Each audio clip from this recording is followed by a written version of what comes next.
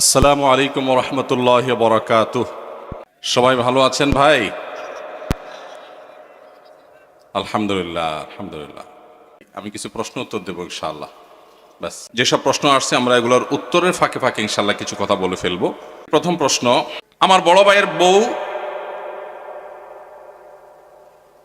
বা আমার ভাবি পরকীয়া করেছেন 5 বছর ধরে জানতে পেরেছে এবং পরকীয়ার মাধ্যমে একটা বাচ্চাও হয়েছে। এখন করণীয় কি? পরকীয়া এখন ঘরে ঘরে হয়েছে ভাই, জঘন্য ব্যাধিতে পরিণত হয়েছে। তো এইরকম যদি পরিস্থিতি হয়, ইসলামী শরিয়া দৃষ্টিকোণ থেকে এটা সবচেয়ে বড় জঘন্য অপরাধ হয়েছে। ইসলামী বিচার ব্যবস্থা থাকলে এর সবচেয়ে কঠিন শাস্তি হতো।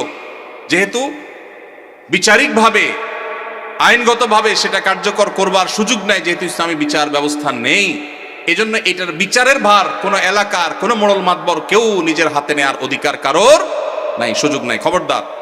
তবে এইরকম পাপিষ্ঠ তার সাথে সংসার করার বিষয়ে যদি সে চরিত্রহীন এটা সাব্যস্ত হয়, চার চরিত্র সংশোধনের আশা না থাকে, তাহলে তাকে ডিভোর্স দিয়ে ভিন্ন কোনো চিন্তা তার স্বামী করতে হবে। আর যদি তিনি তার কৃতকর্মের জন্য অনুতপ্ত হয়ে আল্লাহর কাছে মাপ চান, যেহেতু ইসলামী বিচার ব্যবস্থা নাই সেহেতু তার শাস্তি কার্যকর করবার উপায় নাই, কিন্তু তিনি তওবা করলে আল্লাহ তাআলা চাইলে মাফও করতে পারেন।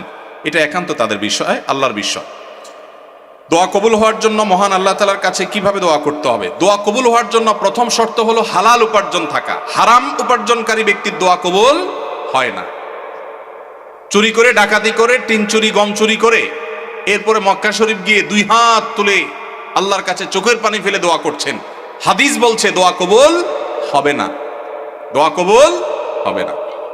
নবী করিম সাল্লাল্লাহু আলাইহি ওয়াসাল্লাম পরিষ্কার হাদিস আছে, অনেক দূর থেকে এলোমেলো চুল নিয়ে, ধুলোমলিন শরীর নিয়ে কেউ যদি কাবার চারপাশে হাত তুলে দোয়া করে, আন্না ইউস্তাজাবু লিযালিক, কিভাবে তার দোয়া কবুল হবে? নবীজি বলেছেন, কারণ দেহ, তার শরীর, তার সম্পদ হারাম দ্বারা গঠিত হয়েছে। এই জন্য দোয়া কবুলের জন্য প্রথম শর্ত হলো হালাল উপার্জন থাকা। কেউ যদি আগে হারাম উপার্জন করে থাকেন, এখন তওবা করবেন, মানুষের হক মেরেছেন, এখন ফেরত দিবেন, তারপরে আল্লাহর কাছে দোয়া করবেন, ইনশাআল্লাহ দোয়া কবুল হবে। দোয়া কবুলের দ্বিতীয় শর্ত হলো অন্তরের অন্তঃস্থল থেকে কায়মনোবাক্যে দোয়া করবেন, অন্য মনস্ক হয়ে না, দায় সারা ভাবে না, মনোযোগ দিয়ে দোয়া করবেন। দোয়া কবুলের জন্য আরেকটা গুরুত্বপূর্ণ শর্ত হলো হালাল বিষয়ে দোয়া করবেন, হারাম জিনিস আল্লাহর কাছে চাইবেন না। 2 নম্বর জিনিস আল্লাহর কাছে চাইবেন না। অবৈধ সম্পর্ক করার, কারোর সাথে অবৈধ রিলেশন করার, হারাম সম্পর্ক করার জন্য আল্লাহর কাছে দোয়া করবেন, এটা অবৈধ দোয়া, নাজায়েজ দোয়া, এটা করা জায়েজ নাই। বৈধ দোয়া করবেন, নেক দোয়া করবেন, ইনশাআল্লাহ আশা করা যায় আল্লাহ তাআলা দোয়া কবুল করবেন। দোয়ার ক্ষেত্রে আল্লাহর প্রশংসা, নবীজির প্রতি দুরূদ প্রেরণ, এরপরে আপনি যে কোনো চাওয়া পেশ করবেন, বৈধ চাওয়া। এবং দোয়া করার পর কবুল হচ্ছে না কেন জন্য হুলস্থুল করবেন না। এই শর্তগুলো মেনে চললে কোরআন এবং হাদিসের আলোকে আশা করা যায় দোয়া কবুল হবে ইনশাআল্লাহ। দোয়া কবুলের বেশ অনেকগুলো স্থান আছে, ইনশাআল্লাহ অন্য কোনো মাহফিলে এটার উপরে আলোচনা করতে হবে। এটা নিয়ে আমার একটা সংকলন আছে। দোয়া কবুলের 33টা জায়গা আছে, স্থান আছে, সময় আছে। সেগুলো কি কি একটা আলাদা আলোচনা ইনশাআল্লাহ আমরা বলবো। এটা নিয়ে বহু আগে আমার একটা বক্তব্য আছে অনলাইনে, কারোর প্রয়োজন হলে শুনে নিতে পারেন। বর্তমান সময়ে আলেমদের মধ্যে কাদা ছড়াছড়ি বেশি চলছে, আমাদের করণীয় কি? কোন হুজুর আবার কাদা মারল? শীতকালে কাদা পাবে কোথায় এখন ভাইয়া? তো ভাইরা, ওলামায়ে কেরামের মধ্যে মত পার্থক্য থাকবে, এটা স্বাভাবিক। মতের ভিন্নতা থাকবে, এটা কি স্বাভাবিক না অস্বাভাবিক? শুধু ওলামায়ে কেরাম কেন, আমাদের নিজেদের মধ্যে মতের ভিন্নতা আছে না নাই? আচ্ছা, স্বামী স্ত্রী 2 জন সংসার করতে গেলে হাজারো বার একজন আরেকজনকে ভালোবাসি ভালোবাসি জিকির করতে করতে মুখে ফেনা তোলার পরও দেখা যায় হঠাৎ করে ইউক্রেন রাশিয়ার মতো যুদ্ধ বেঁধে যায় কি যায় না? তো যারে সারাদিন ভালোবাসি ভালোবাসি যে পরিমাণ জিকির করতেছেন আর জিকির তুলতেছেন, তার সাথেও যদি আপনার বেঁধে যায়, তাহলে বোঝা গেল যত জন তত মত। মানুষের দৃষ্টিভঙ্গি, মানুষের বুঝার বেশ কম থাকে, এটা থাকবে, কিয়ামত পর্যন্ত থাকবে। সব আলেমরা সব বিষয় একমত হয়ে যাবেন, এটা কিয়ামত পর্যন্ত কখনো সম্ভব না। তাহলে মতের ভিন্নতা, ইখতিলাফ, মতের বৈচিত্র্য, এটা কখনো দোষের হতে, দোষের কোনটা ভাই? দোষের হলো এই যে কাদা ছড়াছড়ি বলতে যেটা বুঝিয়েছেন আপনি, সেটা অর্থাৎ মতভিন্নতাটা যদি মতবিরোধে চলে যায়, শত্রুতায় চলে যায়, যেখানে ইসলামের শত্রুদের সাথে লড়াই করা দরকার, সেই লড়াই যদি নিজেদের মধ্যে করে, যেই শক্তি আল্লাহ এবং তার রাসূলের দুশমন মুসলমানদের দুশমনদের বিরুদ্ধে ক্ষয় করা দরকার, সেই শক্তি যদি নিজেদের বিরুদ্ধে ক্ষয় করে, সেটা হলো নিন্দনীয়, সেটা হলো নিকৃষ্ট কাজ, সেটা হলো খারাপ কাজ। আল্লাহ তাআলা আমাদেরকে সেই খারাপ কাজ থেকে বেঁচে থাকার তৌফিক দান করুন। ভাইরা আমার, এই দেশ সেই দেশ, যে দেশ ওয়াজ মাহফিলের আওয়াজে মুখরিত হয়। এই মাটি সেই মাটি, যে মাটিতে কনকনে শীতের মধ্যে প্যান্ডেলের বাইরেও অগণিত মানুষ ঘন্টাকে ঘন্টা দাঁড়িয়ে নিজের পকেটের টাকা খরচ করে এসে মাহফিল শোনেন। লক্ষ্মীপুর থেকে এই মাহফিলে এসেছেন, দেখা করেছেন আমার সাথে। চাঁদপুর থেকে এসেছেন, আমার সাথে দেখা করেছেন। আরো হয়তো অনেকে অজানা আমার ভাইয়েরা দূর দূরান্ত থেকে এসেছেন। আপনাদেরকে কি এই ঢুলিপড়া ঐক্য পরিষদের ভাইয়েরা সবাইকে পথ ভাড়া দিছে? বিরিয়ানির প্যাকেট ট্যাকেট আছে আজকে? সেটাও নাই। নিজের খরচে, নিজের গরজে ওয়াজ মাহফিলগুলোতে যে স্বতঃস্ফূর্ত অংশগ্রহণ হয়, বাংলাদেশে কোনো সমাবেশে এই রকম স্বতঃস্ফূর্ততার কোনো দৃষ্টান্ত কেউ দেখাতে পারবে না।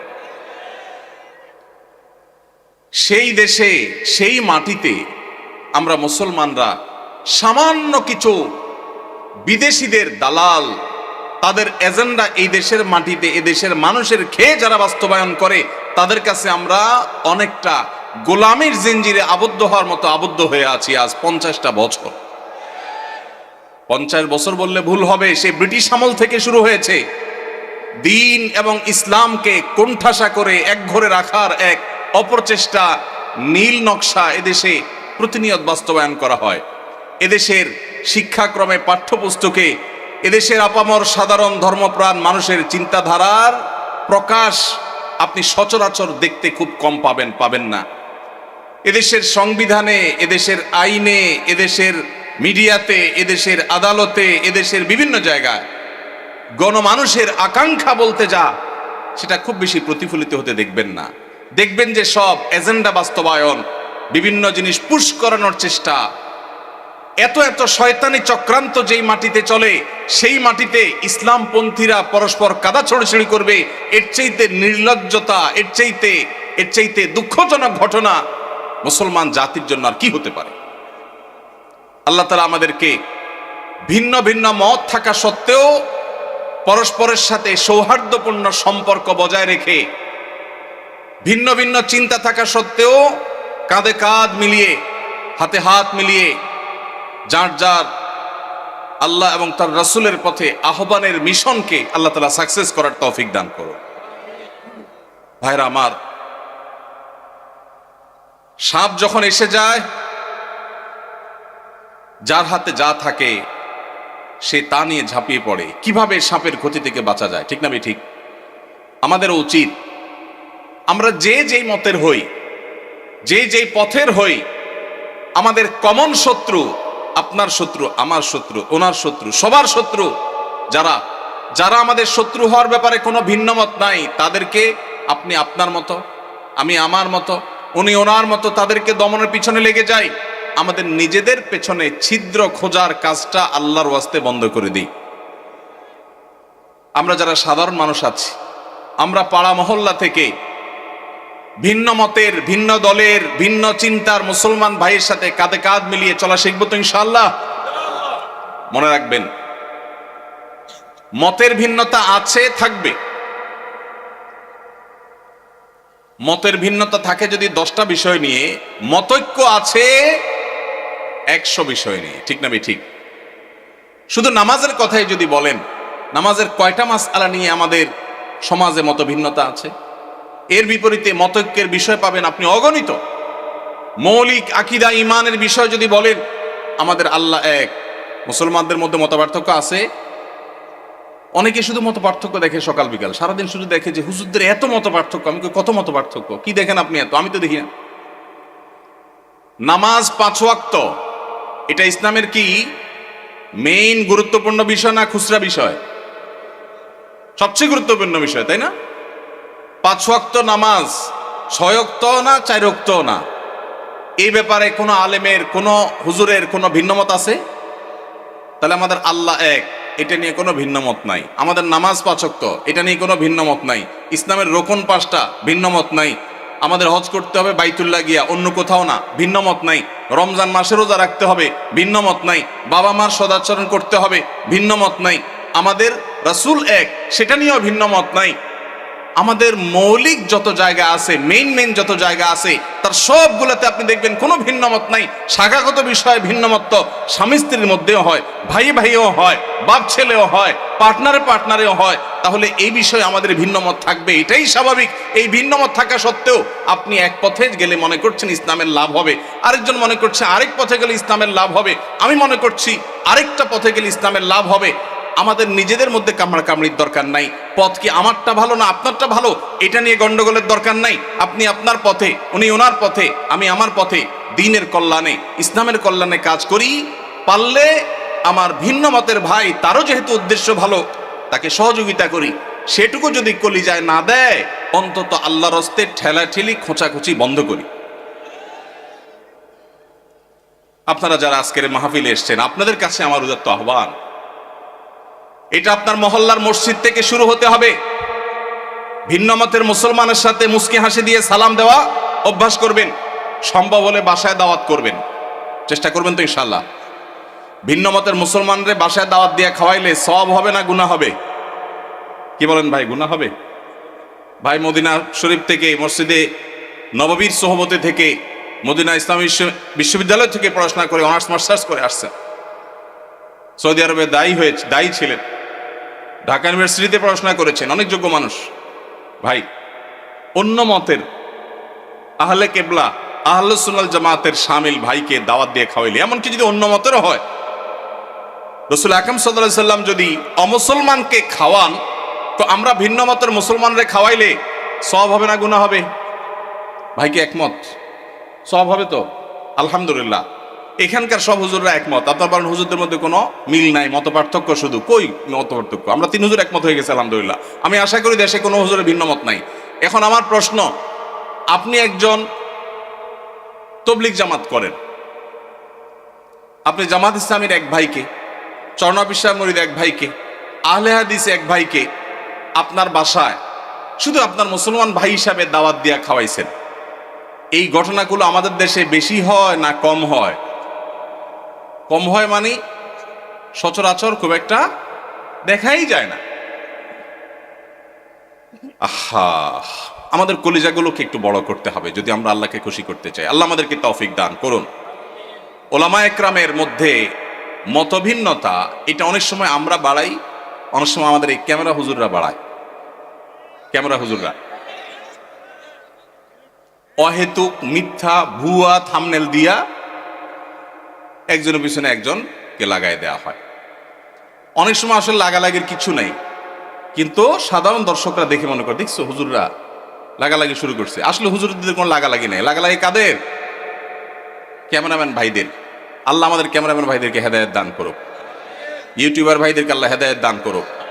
সামান্য ভিউ কামানোর জন্য যারা আল্লাহর দ্বীনের ক্ষতি করছেন, যারা উলামা ইকরামের মধ্যকার সম্পর্ক নষ্ট করছেন, তারা আল্লাহকে ভয় করেন। এই টাকা জাহান্নামের আগুন হয়ে আপনাদেরকে স্পর্শ করবে। এমনি ক্যামেরা সেট করা নিয়ে আপনারা এদের উপরে খেপা আছেন, এখন তাদের বিরুদ্ধে ওয়াজ গেছে। আমি তো তাদের নিরাপত্তা নিয়ে আশঙ্কায় আছি। আল্লাহ তাআলা আমাদের ভাইদেরকে হেদায়েত দান করুন। ভাইরা আমার, সিরিয়াস ইস্যু। যারা ইউটিউবাররা আছেন, ওয়াজ মাহফিলের ভিডিওগুলো আপনারা রেকর্ড করেন, ছাড়েন, আল্লাহর হস্তে ভুলভাল ফালতু থাম্বনেল দিবেন না। এমন মিথ্যা থাম্বনেল দেখা যায় ওটার কথা ভিতরে কিছুই নেই। অনেক সাদামাটা মানুষ আছে, বুঝে না।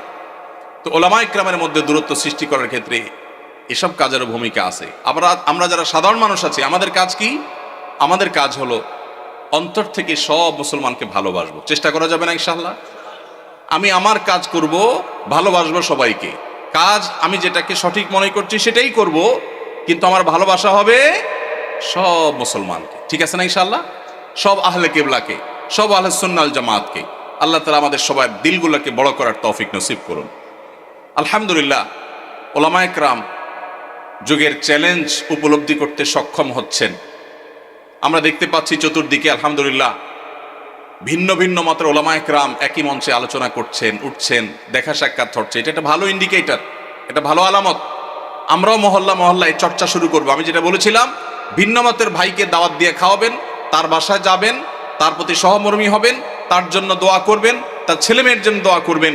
এর মাধ্যমে নিজেদের মধ্যে সম্প্রীতি এবং সৌহার্দ্য বাড়বে। আল্লাহ আমাদেরকে তৌফিক দান করুন। এরপরের প্রশ্ন, আজকাল হাই ভলিউমে গান শোনাটা ফ্যাশনে পরিণত হয়েছে, এটা থেকে কিভাবে পরিত্রাণ পেতে পারি আমরা? ভাইরা আমার, হাই ভলিউমে যারা গান শুনে তারা আসলে কি গান শুনে না শোনায়? নিজে শুনতে হলে তো খুব বেশি হাই ভলিউমে গান শোনার দরকার নেই। নিজে শোনার জন্য তো লো ভলিউমে গান শোনাটা যথেষ্ট। যারা গান শুনতে চায়, মানুষ আছে একজন বা দুইজন এক জায়গায়, কিন্তু ফুল ভলিউম দিয়ে যখন ঝাঁকানাকা গান শুনছে, পুরো এলাকা কাঁপতেছে মাটি সহ, তারা কি নিজেরা আসলে গান শুনছে না শোনাচ্ছে? এজন্য প্রশ্নকর্তা ভাই যে ফ্যাশন লিখেছেন, খুব যথার্থ লিখেছেন।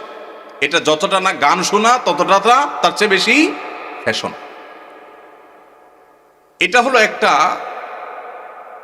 অনাচার, একটা জুলুম, এটা হলো একটা অসভ্যতামূলক আচরণ। এটা কোনো সভ্য ভদ্র সমাজের কোনো মানুষের, ভদ্র মানুষের, ভালো মানুষের কোনো আচরণ হতে পারে না।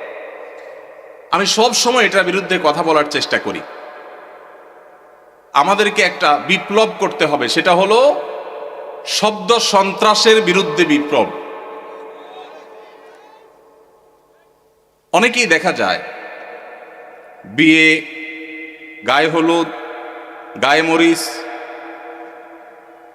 আকিকা, নানান অনুষ্ঠানের নামে হাই ভলিউমে ডেক্সেট ভাড়া করে গান শুনছে। এখন আমার প্রশ্ন হলো, আপনার মনে অনেক খুশি, আপনি লাফাচ্ছেন গানের তালে তালে, ভালো কথা, হতে পারে, এটা আপনার ব্যাপার, ভালো কথা বলতে এটা আপনার ব্যাপার। কিন্তু আরেকজন হয়তো অনেক মনে কষ্টে আছে, তার অনেক চিন্তা দুশ্চিন্তা, কোনো কারণে পেরেশানি, হয়তো অসুস্থ বাবাকে নিয়ে বসে আছে, কিন্তু পুরো এলাকাকে আপনি প্রকম্পিত করছেন বাজ বিচার করা ছাড়া। তাহলে যে বেদনায় আছে, তার বেদনাটা আপনার গানের আওয়াজে আরো বাড়াই দিবে। এটা কোনো ন্যূনতম কমন সেন্স আলা মানুষের কাজ হতে পারে? কিন্তু দুঃখ লাগে যখন দেখি আমাদের অনেক স্কুল কলেজ পড়ুয়া, বিশ্ববিদ্যালয় পড়ুয়া, শিক্ষিত যুবকেরা এই কাজটা করে। এটা তো একজন শিক্ষিত মানুষ দ্বারা কখনো হতে পারে না, যে আমি উচ্চ ভলিউমে, হাই ভলিউমে গানের আওয়াজে আশপাশে মানুষকে অতিষ্ঠ করব, মানুষ কষ্ট পাবে, মোবাইলে কথাটা পর্যন্ত বলতে পারবে না। এটা কোনো সভ্য সমাজে গ্রহণযোগ্য হতে পারে না। ভাইরা আমার, যাদের বিয়েতে হাই ভলিউমে গানের আওয়াজ বাজায়, তাদের অনেককে বলতে শোনা যায় যে আসলে আমি নিজেও এগুলো পছন্দ করি না। তাহলে কেন হয়? ভাতিজা ভাগিনারা, ছোট ভাইরা একটু তারা চায়, শখ করছে ওরা। ভাতিজা ভাগিনারা কি করছে? শখ করছে। বিয়ে করবেন জীবনে একবার না দুইবার? একবার। কাদের কাদের দুইবার করার নিয়ত আছে? হাত তোলেন। মাশাআল্লাহ, ঘুমেছিল এরা মনে হয়। ঠিক আছে ভাই, বিয়ে যেহেতু একবারই করবেন বেশিরভাগ মানুষ, সে একটা বিয়ে হোক আদর্শ বিয়ে, সে একটা বিয়ে হোক স্মরণীয় বিয়ে, ওই বিয়েতে মানুষের বদদোয়া আসুক, কেউ চান? তাহলে ভাতিজা ভাগিনা কেন, আরো কেউ যদি বলে, ছোট ভাইরাও যদি বলে, তাহলে সেই অনাচার আমরা করতে দেব না ইনশাআল্লাহ। ভাইরা আমার, এমনকি ওয়াজ মাহফিলের যে মাইক, এই মাইকগুলো কন্ট্রোলে যেন থাকে, এগুলো যেন নিয়ন্ত্রণে থাকে। আমরা সবসময় বলি, আমি বরাবরের মতো আহ্বান করি, আমি কেন, অন্যান্য আলেমরাও সবসময় বলেন যে ওয়াজ মাহফিলের মাইক যেন মানুষের বিরক্তির কারণ না হয়। শহরে এটা খুব বেশি নিয়ন্ত্রণ জরুরি। গ্রামে যেখানে মাহফিল হয়, পুরা গ্রামের মানুষ মাহফিল শোনার জন্য প্রস্তুত থাকে। দূর দূরান্ত থেকে নায়ুরিরা বাপের বাড়ি বেড়াইতে আসে, যখন মাহফিল হয় সবাই প্রস্তুত থাকে।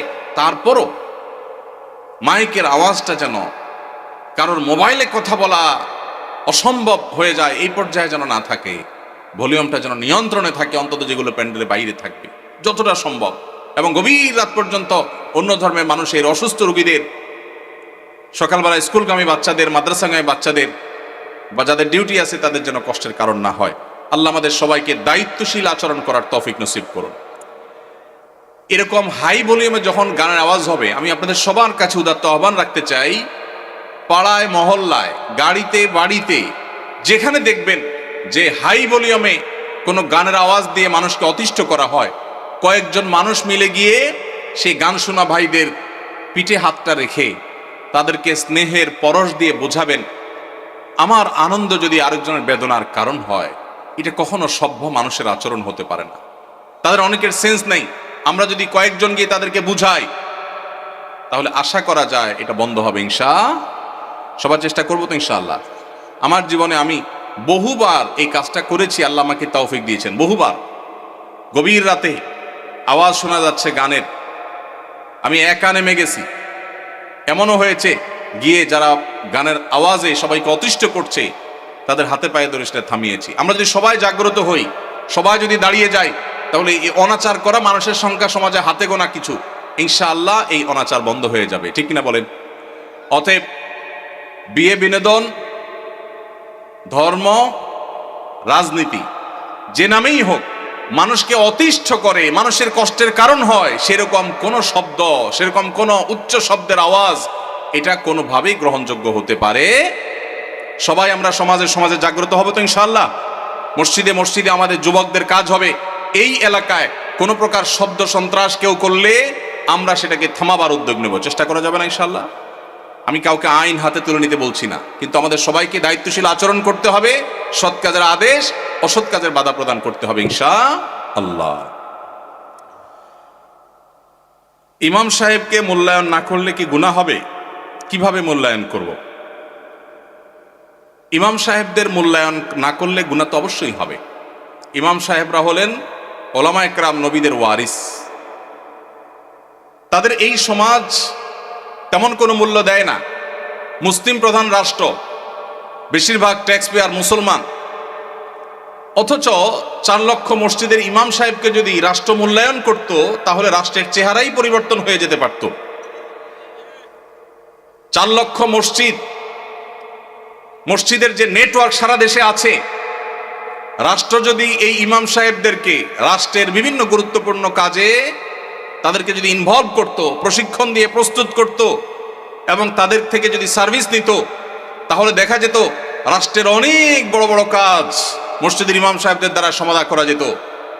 এত বিশাল লোকবল, এত বিশাল জনগোষ্ঠী, মসজিদের এত বিশাল বড় প্ল্যাটফর্ম, এত বড় মিডিয়া, এই সবগুলোকে রাষ্ট্র যদি অন করত, রাষ্ট্রের চেহারায় চেঞ্জ হয়ে যেতে পারত। কিন্তু ওই যে বলছিলাম, সেই ব্রিটিশ আমল থেকে শুরু হয়েছে, আজও পর্যন্ত মুসলমানের দেশে মুসলমানরাই সবচেয়ে বেশি কোণঠাসা এবং দুর্বল। মুসলমানরাই সবচেয়ে বেশি বৈষম্যের শিকার, জুলুমের শিকার। ওলামা একরাম, মুসলমান প্রধান সমাজে যাদের মূল্য থাকার কথা, তাদের সমাজ রাষ্ট্র মূল্য দেয় না, এমনকি আমরা সমাজের মানুষও মূল্য দেই না। ঠিক না বেঠিক? ইমাম সাহেবদের মূল্যায়ন কিভাবে করবেন? তাদের মূল্যায়ন করবেন, তাদেরকে সবচেয়ে বেশি সম্মান করবেন। কারণ নবী করিম সাল্লাল্লাহু আলাইহি সাল্লাম বলেছেন, মাল্লাম ইউবাজ্জিল আলিমানা ফালাইসা মিন্না, যে ব্যক্তি আমার উম্মতের আলিমদেরকে সম্মান দেয় না, মর্যাদা দেয় না, ইজ্জত দেয় না, সে আমার উম্মত হতে পারে না। অতএব আপনার মসজিদের ইমাম সাহেব আপনার কাছে সম্মানিত হতে হবে। কমিটির লোক, মুসল্লি ভাইয়েরা তাদেরকে চাকরের মতো আচরণ করতে পারবেন না, তাদেরকে শ্রদ্ধা করবেন। তারা নেতার মতো মর্যাদা দিবেন, তাদের সঠিক কথাগুলো বলার অধিকার দিবেন, সুযোগ দিবেন, তাদের মিম্বরে স্বাধীনভাবে কথা বলার সুযোগ দিবেন, তাদের গলা চিপে ধরতে কাউকে দিবেন না। ইমাম সাহেবরা তাদের সম্মানজনকভাবে চলার মতো বেতন দিবেন, সম্মানই দিবেন, থাকার ব্যবস্থা করবেন। কারণ তারা অন্য কোনো কাজে এঙ্গেজ হতে পারেন না, ইমামতি করতে গিয়ে তারা এখানে এঙ্গেজ থাকতে হয়। অতএব তাদের জীবনযাপন যেন সম্মানজনকভাবে হয়। পৃথিবীর অন্য যে কোনো মুসলমান দেশে, পৃথিবীর অন্য যে কোনো মুসলমান প্রধান দেশে মসজিদের ইমাম সাহেবরা আমার ক্ষুদ্র জ্ঞান অনুযায়ী বাংলাদেশের ইমাম সাহেবদের চাইতে ভালো অবস্থানে আছে অর্থনৈতিকভাবে। দুর্ভাগ্য আমাদের দেশে মানুষের, যে আমাদের দেশে মানুষের অনেক ভালো ভালো গুণ থাকলেও মসজিদে ইমাম খতিব সাহেবদের সম্মানী, তাদের বেতন ভাতা, এগুলো দেওয়ার ব্যাপারে আমাদের বেশিরভাগ মসজিদ কমিটির লোকেরা কার্পণ্য করে। মনে করে ইমাম সাহেবের বেতন আবার 20-30 হাজার টাকা, এত টাকা দিয়ে উনি কি করবে? এই এলাকায় যে সমস্ত ইমাম সাহেবরা আছেন, আমি কি কাউকে দেখতে পারি কেউ আছেন ইমাম সাহেবরা? কোথায়? আপনার বেতন কত ভাই? পুরুষের নাকি বেতন জিজ্ঞেস করলে এটা নাকি আয়ব, আপনি মনে কষ্ট নিয়েন না, এটা শুধু একটু বোঝার জন্য। আপনি আপনি ইমাম, আপনি ইমাম, আপনার কত? দোনোজনের 7,000 7,000। কোন এলাকার আপনারা? ওনাদের ভাইদের মসজিদ। আপনি কোন মসজিদের ইমাম? বড় মসজিদ নাম কি? পশ্চিমপাড়া বড় মসজিদ। পশ্চিমপাড়া বড় মসজিদের কমিটির লোকজন কারা আছেন? কোন মসজিদ? কই? উনি পূর্বপাড়া। হ্যাঁ, পূর্বপাড়া মসজিদের মসজিদ কমিটির লোকেরা কেউ ভাই আছেন? হাত তোলেন, হাত তোলেন, হাত তোলেন, নাহলে আশপাশের লোকজন বাইর করে দিবে কিন্তু। হাত তোলেন। আছে পূর্বপাড়া কেউ আছে? আছে? থাক, আমরা ওনাকে দেখাতে চাই না। আছে পশ্চিম পাড়ার আছেন? আছেন। আর ইমাম সাহেব নাই? কই কই ভাই ইমাম সাহেব, আপনি কোন পাড়ার? একটু দাঁড়ান, কষ্ট করে একটু দাঁড়ান। কোন গ্রামের ইমাম আপনি? হ্যাঁ, মনোহরপুর। আপনার বেতন কত ভাই? 5,500। এই মনোহরপুরের মসজিদ কমিটির কেউ আছেন? মুসল্লি কেউ আছেন কিনা অন্তত? যারা আছেন হাত তোলেন তো। মুসল্লি কারা? কেউ হাত তুলবে না। কমিটির একজন পাওয়া গেছে মুসল্লি? আচ্ছা থাক। আর ইমাম সাহেব কে আছেন বলেন? আপনি ইমাম ভাই, আপনার বেতন কত? হ্যাঁ, মসজিদ থেকে বেতন কত বলতেছি? মসজিদ মাদ্রাসা দুই ডিউটি বেতন 11.5। তার মানে আমরা যদি 5.5 ধরি, তাহলে 5.5 মসজিদ থেকে বলা যায়। 5 ওয়াক্ত নামাজ পড়ান, ইমামতি করেন, 5 ওয়াক্ত নামাজ পড়ান, 5,500 জুমা সহ। আপনার কোন এলাকা? এই গ্রামের নাম বলেন? ঢুলিপাড়া। কই মাহফিলের আয়োজক কারা? সামনে আসেন না, সামনে আসেন। কই পোস্টার কই? নাম বলার আগে সামনে আসেন। নামই নাই, চালাকেরা। আচ্ছা, আর ইমাম সাহেব আছেন আর 1-2 জন? কই ভাই, কোন এলাকার? পাশের এলাকার। বেতন কত? হ্যাঁ, 8,000। কোন এলাকার? নোয়াগ্রাম। নোয়াগ্রামেরও ভাইরা নিশ্চয় আছেন। আমি আপনাদের শরম দিতে চাই না, আপনাদের কারো হাতও তুলতে চাই না। ইমাম সাহেবদের জবানবন্দি নিলাম, ধন্যবাদ। আর কোন ইমাম সাহেব আছেন? মুরব্বী দাঁড়ান একটু। ইমাম সাহেব দাঁড়ান কষ্ট করে। কোন এলাকার ভাই? জি,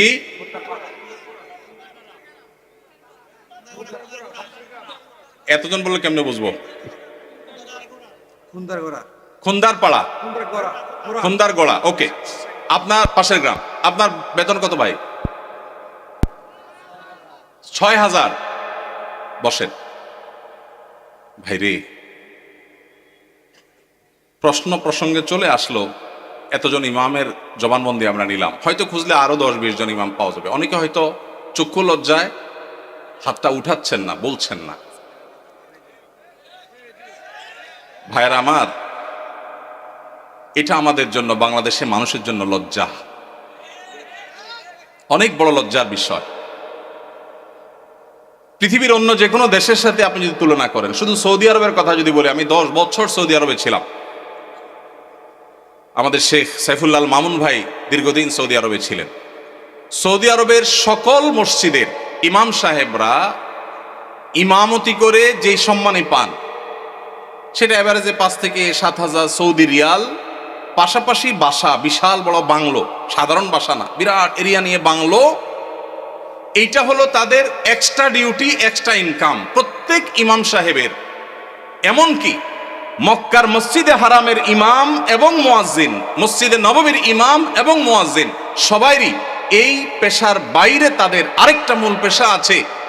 যারা খুব বেশি শিক্ষিত তারা বিশ্ববিদ্যালয়ের শিক্ষক। যেমন মসজিদে হারাম মক্কার যদি বলেন, একজন একজন করে সমস্ত ইমামদের কথা বলা যাবে প্রায় যে সবাই প্রায় কোনো না কোনো হয় আদালতে বিচারপতি, আর না হলে কোন বিশ্ববিদ্যালয়ের প্রফেসর। এটা মসজিদে হারাম শরীফের ইমামদের কথা বলতেছি, সব পিএইচডি হোল্ডার, বড় বড় আলেম, হয় জাজ, জাস্টিস অথবা বিশ্ববিদ্যালয় শিক্ষক। হারাম শরীফের একজন মুয়াজ্জিন, দুইজন মুয়াজ্জিনের অফিসে আমি গিয়ে সাক্ষাৎ করেছি, আপনিও ছিলেন সাথে, শেখও ছিলেন সাথে। এক বাংলাদেশি ওই মুয়াজ্জিন সাহেব হারাম শরীফের মুয়াজ্জিন, ওনার খেদমত করে। আমাকে বলে যে আমরা হোটেলে ছিলাম, বলো যে ভাই আমি তো হারামের মুয়াজ্জিনের খেদমত করি, ওনার অফিসে চাকরি করি, টি বয়, বাংলাদেশি ভাই। বলে যে ওনাকে বলছি যে আমার দেশে এক হুজুর আসছে, ওমরা করতে, দেখা করতে যাবেন কেন? হারাম শরীফের মুয়াজ্জিনের সাথে দেখা করাও তো সৌভাগ্যের বিষয়, চলেন যাই। গেলাম, যায় দেখি একটা কোর্টে উনি একটা সাধারণ একটা ডেস্কে চাকরি করেন, হারামের মুয়াজ্জিন। আমরা যদি বাইতুল মুকাররমের মুয়াজ্জিন হইতাম তো আমাদের ঠেলায় তো মানুষই টিকতো না, আবার চাকরি করা। হারামের মুয়াজ্জিন, যে বেতন, যে প্রটোকল, যে সম্মান, আবার চাকরি করা লাগে, কিন্তু করতেন। পাড়া মহল্লার যে সমস্ত মসজিদের ইমামরা, মুয়াজ্জিনরা, তারা সবাই হয় পুলিশে চাকরি করে, আর না হলে কোনো স্কুলে তারা শিক্ষকতা করেন। বেশিরভাগ এই দুই ক্যাটাগরিতেই থাকেন।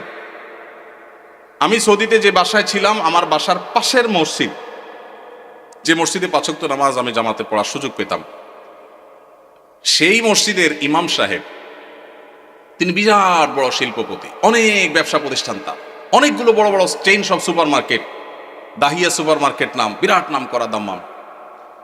ভাইরে, ইমাম সাহেবদের অন্য বড় বড় চাকরি এবং ব্যবসা থাকার পরও মসজিদ থেকে তাদেরকে বাংলো এবং বিরাট বড় সম্মানে দেয়া হয় সৌদি আরবে। আপনি বলবেন সৌদি আরব মানুষের বেতন অনেক বেশি, বেতন অনেক বেশি এই জন্য বাড়ি অনেক বড়টা দেয়, বেতন অনেক বেশি এই জন্য টাকা, বাংলাদেশি টাকায় ১.৫ লাখ ২ লাখ দেয়, এটা হলো সেকেন্ড ইনকাম, তার ফার্স্ট ইনকাম আরেকটা আছে। তাই বলে আপনি ৫-৬ হাজার টাকা দিবেন?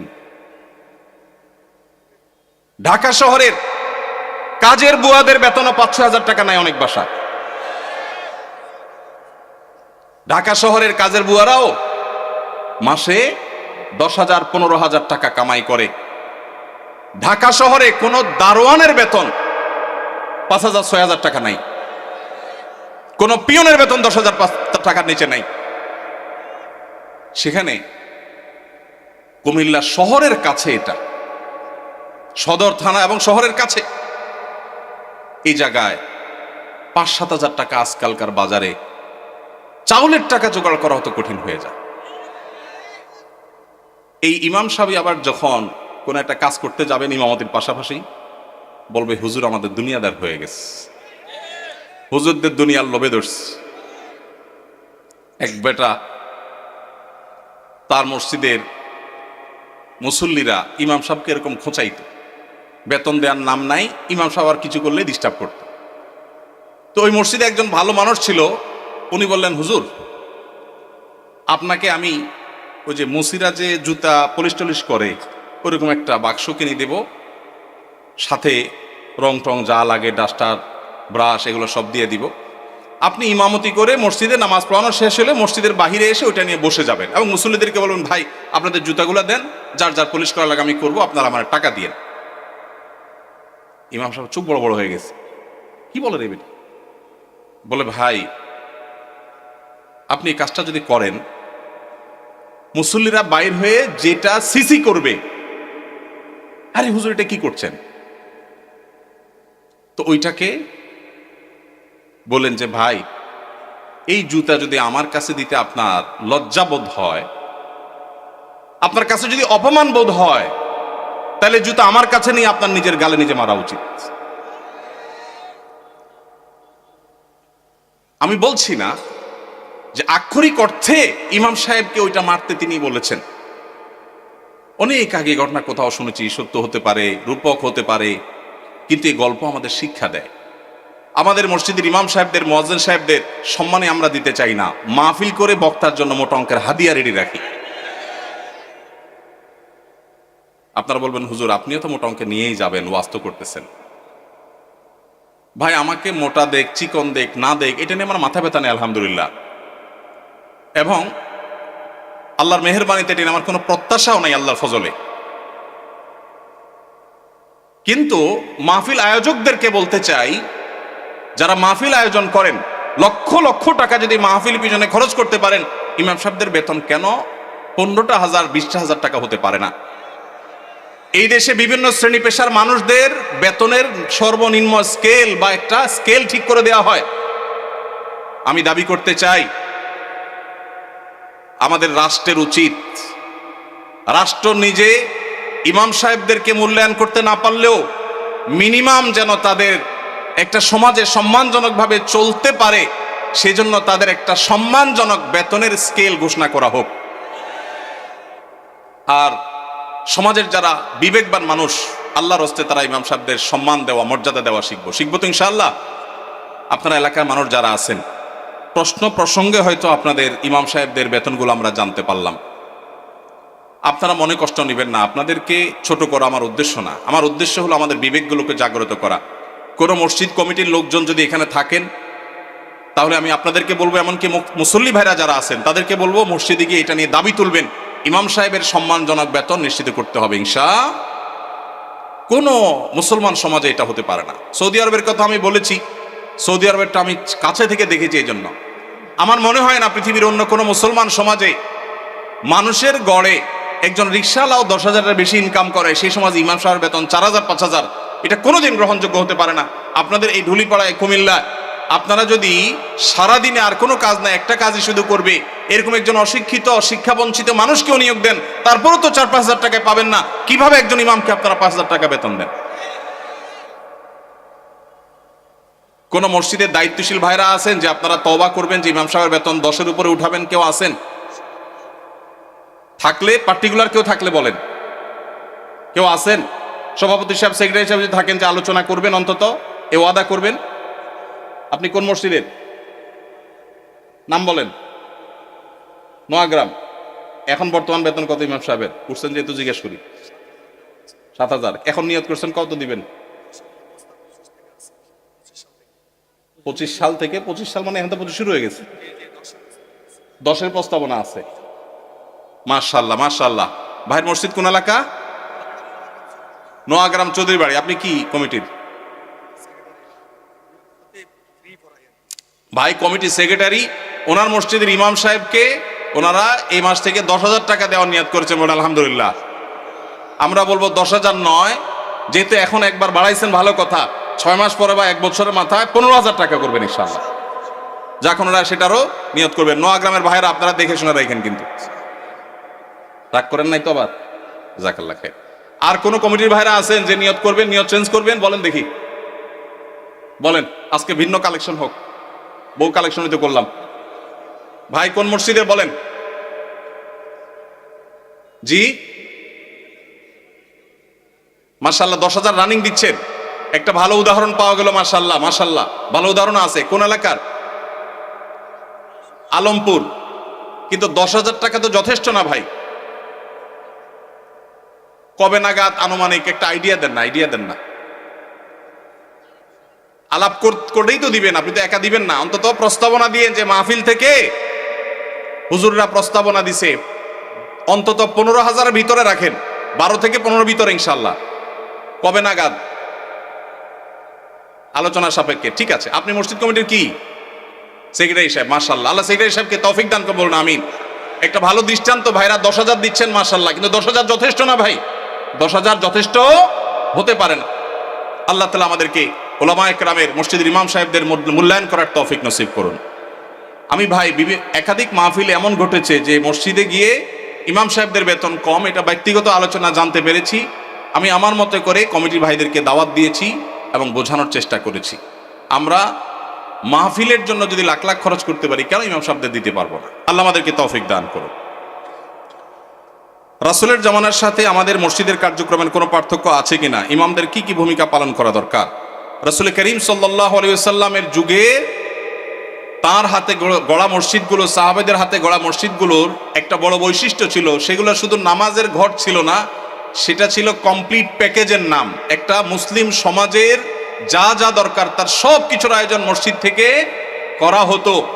সেখানে দারিদ্র্য বিমোচনের কাজ হতো, কারো পারিবারিক কলহ হলে নবী সাল্লাল্লাহু আলাইহি ওয়াসাল্লামের কাছে আসলে তিনি সেটা মীমাংসা করতেন। এই ঘটনা বহু আছে। কোনো মানুষ ক্ষুধার্ত, তিনি এসে নবীজির কাছে সাহায্য চেয়েছেন, তার জন্য নবী সাল্লাল্লাহু আলাইহি ওয়াসাল্লাম সাহায্য তুলেছেন, সেটাও আছে। আমাদের মসজিদগুলো থেকে নবী করিম সাল্লাল্লাহু আলাইহি সাল্লামের মতো সেই মসজিদের মতো আজ বহুমুখী কাজ হয় না। আমরা বেশিরভাগ মসজিদগুলোকে শুধু নামাজের ঘর বানিয়ে সীমাবদ্ধ রেখেছি। আমাদের মসজিদগুলোতে যুবকদের জন্য তেমন কোনো আয়োজন নেই, আমাদের মসজিদগুলোতে শিশুদের জন্য তেমন কোনো আয়োজন নেই। আমি আশ্চর্য হয়েছি ইউরোপের বিভিন্ন মসজিদে দেখে যে অমুসলিম প্রধান দেশ, আমাদের বাংলাদেশি ভাইরা সেসব মসজিদ বানিয়েছেন, কিন্তু সেখানে দেখা গেছে শিশুদের জন্য আলাদা আয়োজন। আপনারা এখানে যারা আছেন, কয়টা মসজিদ আছে বলতে পারবেন যে আমাদের মসজিদে শিশুদের জন্য সুস্থ সংস্কৃতি চর্চার, আমাদের সমাজে মসজিদে বাচ্চাদের জন্য নামাজে আসলে বিনোদনমূলক, তাদের জন্য প্রণোদনামূলক ব্যবস্থা আছে, এরকম ব্যবস্থা আছে কয়টা মসজিদে ভাই? খুব একটা নাই। বরং উল্টা আরো ধমক দেয় বলে। মসজিদে আসলে ধমক দেওয়ার কালচার আছে, বন্ধ করতে হবে এই কালচার। মসজিদে বাচ্চারা টুকটাক ডিস্টার্ব করলে ধৈর্য ধারণ করতে হবে, বেশি ডিস্টার্ব করলে তাদেরকে সুন্দর করে বুঝাইতে হবে, অভিভাবককে বুঝাতে হবে আজকের শিশু আগামী দিনের মুসল্লি। নবী করিম সাল্লাল্লাহু আলাইহি সাল্লাম খুতবা দিচ্ছিলেন জুমার। হাসান বা হোসেন রাদিয়াল্লাহু তাআলা আনহুমা দৌড়ে আসছিলেন নানার দিকে, জামা পেঁচায়া শরীরের সাথে পড়ে গেছেন। নবীজি মিম্বর থেকে নেমে দূরে গিয়ে নাতিকে কোলে নিয়ে আবার এসে মিম্বরে দাঁড়ালেন, তারপর খুতবা কন্টিনিউ করলেন। আপনার মসজিদের ইমাম সাহেব করলে চাকরির কি হাল থাকবে বলেন? চাকরি থাকবে? নবী করিম সাল্লাল্লাহু আলাইহি সাল্লামের জায়গায় আমরা যদি হতাম তো বলতাম, মেয়েকে যে বলতাম, মা অন্তত আমার খুতবার সময়টা তো ধরে রাখবা। বলতাম কি বলতাম না? আমার নবী করিম সাল্লাল্লাহু আলাইহি সাল্লাম সেরকম কথা বলেছেন বলে জানা যায় না। তিনি সিজদায় গেছেন জামাতে নামাজে, ভাই একাকী না, মসজিদে তিনি ইমামতি করছেন, তার পিঠের উপরে হাসান হোসেন যখন উঠে বসছেন, নবী সাল্লাল্লাহু আলাইহি ওয়াসাল্লাম আর তাদেরকে নামানোর জন্য কোনো কসরত করেন নাই। ওই অবস্থায় তিনি অপেক্ষা করছেন, সিজদার তাসবিহ বাড়াচ্ছেন, সময় যাচ্ছে। নাতির ঘোড়ায় চড়ার শখ পূরণ হওয়ার পর যখন পিঠ থেকে নামছে, তখন নবী সাল্লাল্লাহু আলাইহি ওয়াসাল্লাম মাথা উঁচু করছেন। এরপরে নামাজ শেষে সাহাবীরা জিজ্ঞেস করছে, হে আল্লাহর রাসূল, আজকে সিজদা একটু লম্বা হয়েছে, ব্যাপার কি? কি কোনো ওহী আসলো নাকি বিশেষ কোনো নির্দেশ কি? তখন নবী সাল্লাল্লাহু আলাইহি ওয়াসাল্লাম বললেন, সেরকম কিছুই না, আসলে নাতি পিঠের উপর উঠেছিল, আমি তাকে নামাতে চাইনি, সে নেমেছে, তারপরে তিনি নবী সাল্লাল্লাহু আলাইহি ওয়াসাল্লাম মাথা উঁচু করেছেন। আমাদের ইমাম সাহেবদের যদি নাতি তো দূরের কথা, নাতিরে তো মানুষ একটু এক্সট্রা আদর করে, ছেলেও যদি আসতো বা নাতির জায়গায় আরো কিছু যদি আসে, পিঠের উপরে তার পরিবারে কোনো বাচ্চা আসতো, ইমাম সাহেবের চাকরি চলে যেত। ঠিক না ভাই? ঠিক ভাইরা আমার, যদি নবী সাল্লাল্লাহু আলাইহি ওয়াসাল্লামের পিঠে নাতি উঠার পরও নবী সাল্লাল্লাহু আলাইহি ওয়াসাল্লাম ফাতেমা রাদিয়াল্লাহু তাআলা আনহাকে এই কথা বলার কথা হাদিসে পাওয়া যায় না যে নামাজের পর নবীজি সাল্লাল্লাহু আলাইহি ওয়াসাল্লাম ফাতেমা রাদিয়াল্লাহু বসে বলেছেন, বললে সেটা অবশ্যই হাদিসে আসতো। নবী সাল্লাল্লাহু আলাইহি ওয়াসাল্লামের ব্যক্তিগত জীবনের যে সমস্ত বিষয় থেকে উম্মতের শিক্ষা আছে তার সবগুলোই হাদিসে আসে। এরকম কোনো হাদিস পাওয়া যায় না যে তিনি ফাতেমা রাদিয়াল্লাহু তাআলার কাছে যে বলেছেন, মা আমি মসজিদে ইমামতির দায়িত্ব পালন করছি, এই টাইমে তুমি নাতিকে ছেড়ে দিলা, তাকে এই টাইমটা ধরে রাখতে পারতা। নবীজি এরকম বলেছেন বলে কোনো প্রমাণ পাওয়া যায় না। এই জন্য বাচ্চাদের টুকটাক মসজিদে আসা, তাদের ডিস্টার্ব করা, এটাকে মুরব্বীরা, চাচাজিরা, বাবাজিরা আল্লাহর ওয়াস্তে হজম করে নেবেন। আপনারা যদি ধমক দেন তো মনে রাখবেন, এই বাচ্চা মসজিদ থেকে যদি দূরে সরে যায় আপনার ধমকের কারণে, সারা জীবনের জন্য আপনি গুনাহগার হয়ে থাকবেন। এদেশের একজন প্রথম সারির বড় আলেম, প্রথম 10 জনের একজন হবে, নাম বললে সবাই 100% মানুষ চিনে যাবেন, আমি নাম বলছি না। ওনার ছেলে মদিনা ইউনিভার্সিটিতে তখন পড়ে, আমাকে বলেছিল ব্যক্তিগতভাবে, ভাই আল্লাহ আমাকে আলেম বানিয়েছেন, মাদ্রাসা পড়িয়েছেন, ইউনিভার্সিটিতে পড়ালেখা করে অনার্স করেছি, আমি ছাত্র বা শৈশবে ছোট জীবনে মসজিদ থেকে ধমক খাইছি এক মুরব্বীর, আমি মরণ পর্যন্ত ভুলবো না, আমার মনে কতটা আঘাত সেটা এঁকে দিয়েছে। বহু ধমক জীবনে খেয়েছি, কিন্তু ওই ধমকটা ভুলবো না। মসজিদে গিয়েছি বহুত আবেগ নিয়ে, অনুভূতি নিয়ে, একটু দুষ্টামি করেছি, যেই ধমক খেয়েছি আমার ভেতরটা কেঁপে উঠছে। আমি চিন্তা করি, আমার জায়গায় একজন সাধারণ মুসলমান যে এতটা ইসলাম বুঝে না, হয়তো স্কুল কলেজে পড়েছে, সে যদি আঘাতটা পাইতো সে হয়তো নাস্তিক হয়ে যেত, সে হয়তো ইসলাম থেকে দূরে সরে যেত। এই জন্য মসজিদ থেকে বাচ্চাদেরকে ধমক দিবেন না। আদর্শ মসজিদের জন্য, বাচ্চাদের জন্য যুবকদের জন্য, এমনকি মা বোনদের দ্বীনি শিক্ষার জন্য চিন্তা ভাবনা ফিকির, তাদের জন্য পর্দা প্রাইভেসি রক্ষা করে কিভাবে তাদেরকে দিনদার বানানো যায়, ফরজে আইনের ইলম শেখানো যায়, সেই ব্যবস্থাপনা থাকতে হবে। মসজিদ থেকে জনসেবামূলক কার্যক্রম থাকতে হবে। জনসেবার জন্য পয়সার দরকার নাই, ইচ্ছা যথেষ্ট। আমি একটা ক্যাম্পেইন শুরু করছি, প্রত্যেক এলাকায় যুবক ভাইয়েরা ইমাম সাহেবদের নেতৃত্বে এলাকা পরিচ্ছন্নতা অভিযানে নেমে যান। আপনার এলাকাটা সবচেয়ে ক্লিন রাখেন।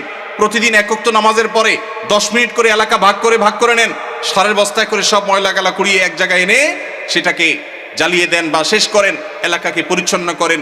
আরো হাজারটা কাজ করা যায় পয়সা কড়ি ছাড়া। সামান্য একটু মেহনত করলে, পরিশ্রম করলে দেশের চেহারা আমরা পরিবর্তন করতে পারবো ইনশাআল্লাহ। আল্লাহ আমাদের সবাইকে মসজিদে নববীর মতো একটা বহুমুখী কার্যক্রম বিশিষ্ট মসজিদ আমাদেরকে করার তৌফিক নসিব করুন। আমাদের পরিবারের অনেক সময় অনেক বড় রোগে আক্রান্ত হন। আমাদের পরিবারে অনেকে অনেক সময় বড় রোগে আক্রান্ত হন, যেমন cancer, brain tumour, liver cirrhosis ইত্যাদি। এই ধরনের রোগের চিকিৎসার ক্ষেত্রে অনেকে তার পুরো সম্পদ বিক্রি করে ফেলে, নিঃস্ব হয়ে যায়। শরী দৃষ্টিকোণ থেকে কতটুকু সম্পদ ব্যয় করা উচিত এবং ইসলামের নির্দেশনা কি? যদি আল্লাহ না করুন কেউ দুরারোগ্য ব্যাধিতে আক্রান্ত হন, যার চিকিৎসায় লক্ষ লক্ষ টাকার দরকার হয়, তার জমি জমা বিক্রি করা লাগে, প্রশ্নকর্তা ভাইয়ের জানার বিষয় হলো তার টোটাল অ্যাসেট থেকে কত পার্সেন্ট তার নিজের ট্রিটমেন্টে খরচ করা যাবে? এর উত্তর হলো এর কোনো পার্সেন্টেজ শরীয়ত ঠিক করে দেয় নাই। তার ট্রিটমেন্টের জন্য যদি তার টোটাল সম্পদও বিক্রি করা লাগে, সেটা বিক্রি করার অধিকার ইসলাম তাকে পরিপূর্ণভাবে দিয়েছে। মানুষের সম্পদের ক্ষেত্রে শরীয়ত তাকে এতটা স্বাধীনতা দিয়েছে যে তার সম্পদ কি করবে না করবে এক্ষেত্রে কারোর সেখানে কোনো নাক গলাবার অধিকার, সন্তানদের এটা বলার অধিকার নাই যে বাবা তুমি নিজে চিকিৎসা সব খরচ করবো, আমরা কি করব, এটা বলার অধিকার নাই। অনেক কুলাঙ্গার সন্তান আছে, বাবার এরকম সিরিয়াস পর্যায়ে হয়ে গেলে জমি বিক্রি করতে দেয় না, বরং বাধা দেয়। আছে না নাই? মনে রাখবেন, বাপদাদার সম্পদ দিয়ে মানুষ ধনী হয় না, হলেও সেটা সাস্টেইন করে না, টেকসই হয় না। মানুষ নিজস্ব চেষ্টায় আল্লাহর অনুগ্রহে ধনী হয়। বহু বড় লোকের ছেলেরা একসময় রাস্তায় মানুষের কাছে হাত পাততে হয়। এজন্য বাবার সম্পদ, মায়ের সম্পদ, সেগুলোর জন্য কামড়াকামড়ি করা, তাদের হক নষ্ট করা, এগুলো আমাদের মূর্খতা। তবে হ্যাঁ, কেউ যদি মনে করেন যে দুরারোগ্য ব্যাধিতে আমি আক্রান্ত হয়েছি, এখানে ট্রিটমেন্ট করে আসলে লাভ হবে না, ডাক্তারদের অ্যাসেসমেন্ট অনুযায়ী মৃত্যুই নিশ্চিত এবং জটিল পরিস্থিতি, তাহলে সেক্ষেত্রে আমার বাচ্চারা তারা অসহায় হয়ে যাওয়ার চাইতে আমি সুন্নত হিসাবে ট্রিটমেন্ট করি, কিন্তু খুব বেশি অ্যাগ্রেসিভলি ট্রিটমেন্টের জন্য খরচ করব না। এটা যদি কেউ সিদ্ধান্ত নেয় তো সেই এখতিয়ারও শরীয়ত ওই ব্যক্তিকে দিয়েছে। অবস্থা বুঝে তিনি ডিসিশন নেবেন। হালালভাবে সুদঘোষহীনভাবে রিজিকের ব্যবস্থা কিভাবে করতে পারবো? হালালভাবে সুদঘোষহীনভাবে একেবারে কোনো জায়জামেলা ছাড়া আপনার মাসে মাসে অ্যাকাউন্টে টাকা চলে আসবে, এইরকম অটোমেটিক ইনকাম করার কোনো দোয়া, কোনো আমল আমার জানা নাই। আমি কি বুঝতে পারছি? অনেক যুবক ভাইরা আছেন বলে সব হারাম আর হারাম, যাবো কই, হুজুর একটু দোয়াটা শিখাই দেন, আল্লাহ করে দেখ। অনেকে আছেন ঋণগ্রস্ত, দোয়া চান, চিরকুট লিখে দেন, হুজুর ঋণ মুক্তির আমল শিখাই দেন। পার্সোনালি যদি জিজ্ঞেস করা যায় জমি জমা আছে কিনা, বলে হ্যাঁ আছে আলহামদুলিল্লাহ। তো সেটা বিক্রি করে ঋণ দেন না কেন? বলে জমি বেশি কেউ ঋণ দেয়?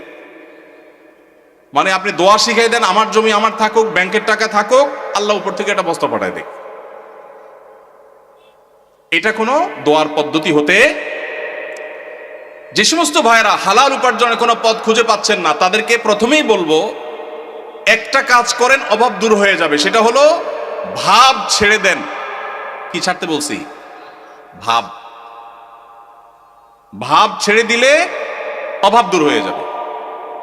ভাব ছেড়ে দিলে অভাব দূর হয়ে যাবে। বুঝেন নাই কথাটা? আপনার সাথে যায় না এই কাজ, এটার নাম ভাব। এটার নাম কি?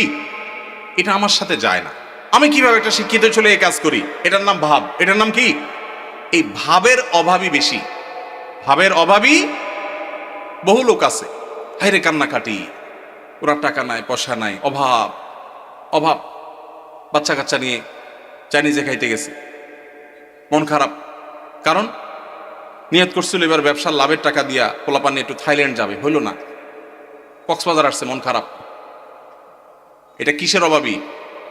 ভাবের অভাবী। কিসের অভাবী? ভাব ছেড়ে দিলে অভাব এমনি দূর হয়ে যাবে। আমি বিভিন্ন জায়গায় বলি, সেদিন ডুয়েটের প্রোগ্রামেও বলেছি, আমি ছাত্র জীবনে 600 টাকা বেতনে ইমামতির চাকরি করেছি। আমি তখন স্ট্যান্ড করা ছাত্র। আমি তখন চট্টগ্রামে হাটহাজারী মাদ্রাসা, বাংলাদেশ সবচেয়ে বড় মাদ্রাসার ভর্তি হওয়া ছাত্র। সেই বড় মাদ্রাসার পড়াশোনা বাদ দিয়া মফস্বলের মাদ্রাসায়, জেলা পর্যায়ের ছোট মাদ্রাসায়, তার তুলনায় সেখানে গিয়ে ভর্তি হয়েছি। ঢাকা ইউনিভার্সিটি রেখে গ্রামের মফস্বলে কলেজে ভর্তি হওয়ার মতো আমি সেই কাজ করেছি। আমি সেই ছেলে 600 টাকা বেতন ইমামতি করে, বাবা যখন ব্যবসা করতে করতে দেয়ালে পিঠ থেকে গেছে, তখন চিন্তা করলাম আমার ভালো মাদ্রাসায় পড়ালেখার চাইতে এই মুহূর্তে বাবার পাশে দাঁড়ানো দরকার। সেখানে গেছি, কই আলহামদুলিল্লাহ ওই অবস্থায় ইমামতি করে কয়েক কিলোমিটার সাইকেল চালিয়ে মক্তব পড়িয়ে তারপর পড়ালেখা করে 10 stand, 3rd stand, 2nd stand, 3টি স্ট্যান্ড আমার ছাত্র জীবনে আল্লাহ করার তৌফিক দিয়েছেন। এবং এই সব বরকত আল্লাহ তাআলা ওই সময় দিয়েছেন যখন আমি স্ট্রাগল করি, যশোর যুব প্রশিক্ষণ কেন্দ্রে ইমামতি করি। বছর একদিন দুই দিন না। এখন যুবকরা বলে যে অভাব কিভাবে দূর করব। আমের সিজনে 10 কেজি আম নিয়ে বসে যান। 10 কেজি আমের দাম কত? আত্মীয় স্বজন বন্ধু বান্ধব চাইলে অনেকের কাছ থেকে পেয়ে যাবেন।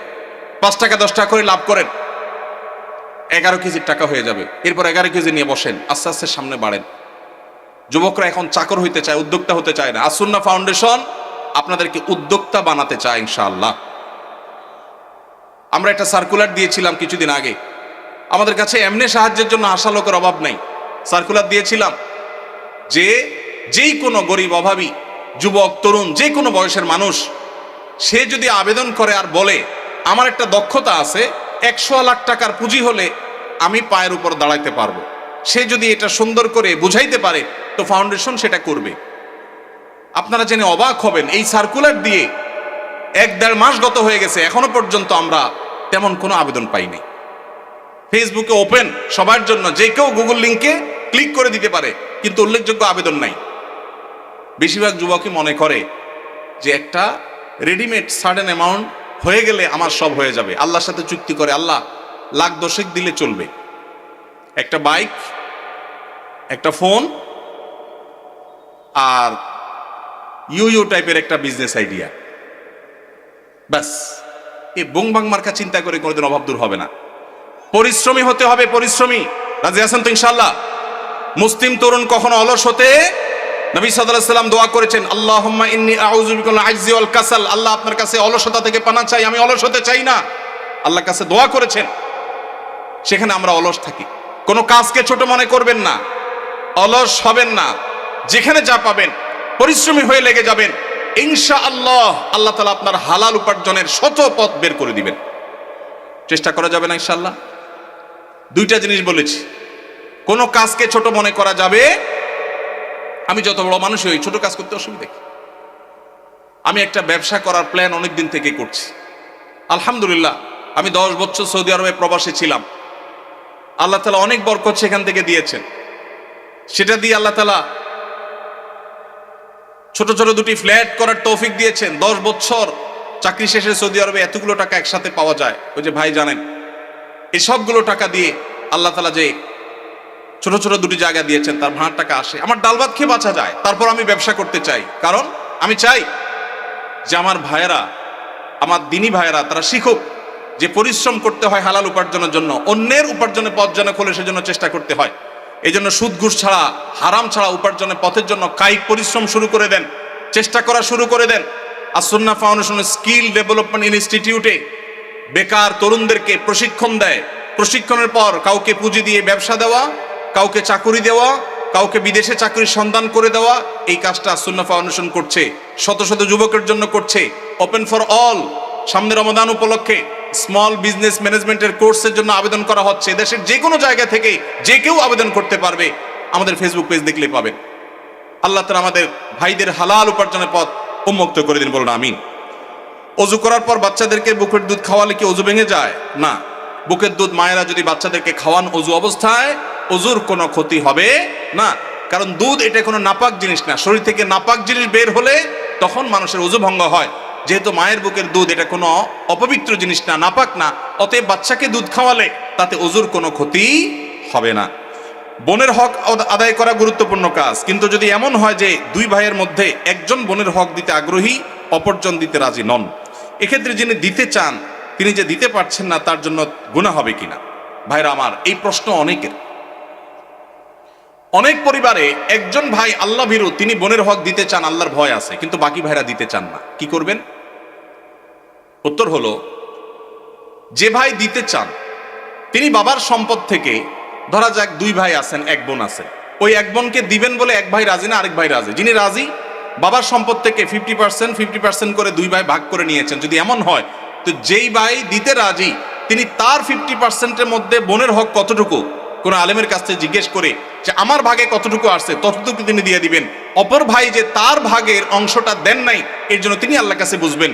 এখন যদি আপনি মনে করেন 1 ভাই যদি দিতে চাচ্ছেন, আমি কি করব, আপনার করার আছে, আপনার অংশ থেকে আপনি আপনারটুকু দিয়ে দিবেন, ইনশাআল্লাহ আল্লাহর কাছে আপনি দায়মুক্ত হয়ে যাবেন। কেউ মারা গেলে বা ধর্মীয় পরিচয় দিতে গেলে বলা হয় তিনি সম্ভ্রান্ত মুসলিম পরিবারে জন্মগ্রহণ করেছেন। আমার জানার বিষয় হলো, সম্ভ্রান্ত পরিবার বলতে কি বোঝানো হয়? ভাইরা আমার, খুবই প্রয়োজনীয় একটি প্রশ্ন।